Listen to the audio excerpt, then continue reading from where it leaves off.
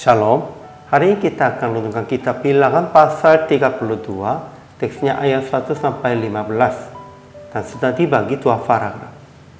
Paragraf yang pertama ayat 1 sampai 5. Bani Ruben dan Gad meminta izin kepada Musa, Imam Eliazar, dan para pemimpin umat untuk tinggal di sisi timur sungai Yordan, sebab tempat itu cocok untuk ternak. Paragraf yang kedua ayat 6 sampai 15. Musa menegur mereka sebab mereka membuat enggan hati orang Israel untuk menyeberang ke negeri yang diberikan Tuhan kepada mereka.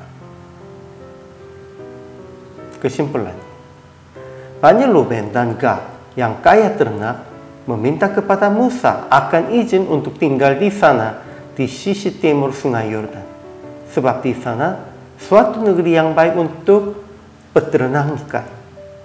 Jadi Musa menegur Bani Ruben dan Bani Gadnya.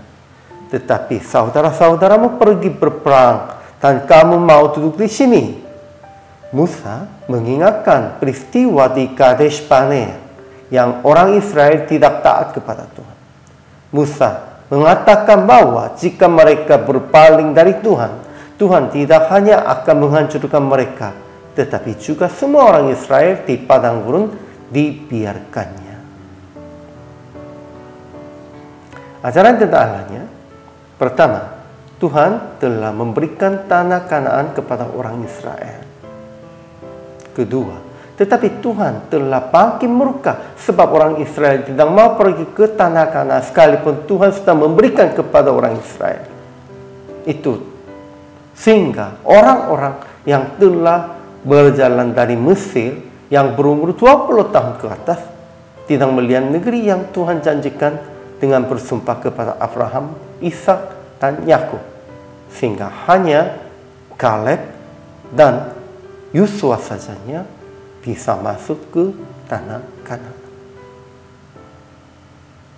Ajaran tentang manusianya, pertama, Bani Ruben dan Bani Gad yang ternaknya banyak datang dan berkata kepada Musa, jika kami mendapat kasih-Mu, biarlah negeri ini diberikan kepada hamba-hamba-Mu ini sebagai milik. Janganlah kami harus pindah ke sebelah sungai Yordan. Merekanya sudah hampir datang negeri yang Tuhan janjikan. Tetapi sebelum ini, mereka ingin diam di sana saja. Kedua, Musa menegur mereka dengan berkata, masakan saudara-saudaramu pergi berperang dan kamu tinggal di sini? Mengapa kamu hendak membuat enggan hati orang Israel untuk menyeberang ke negeri yang diberikan Tuhan kepada mereka? Musa menegur mereka dengan mengingatkan peristiwa di Kadesh Barnea dan berkata, jika kamu berbalik membelakangi dia, kamu akan membawa kemusnahan atas seluruh bangsa ini. Mereka pun binasa, bukan hanya mereka pun saja.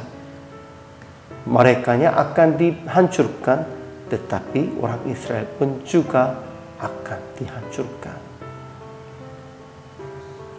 Aplikasi hari ini.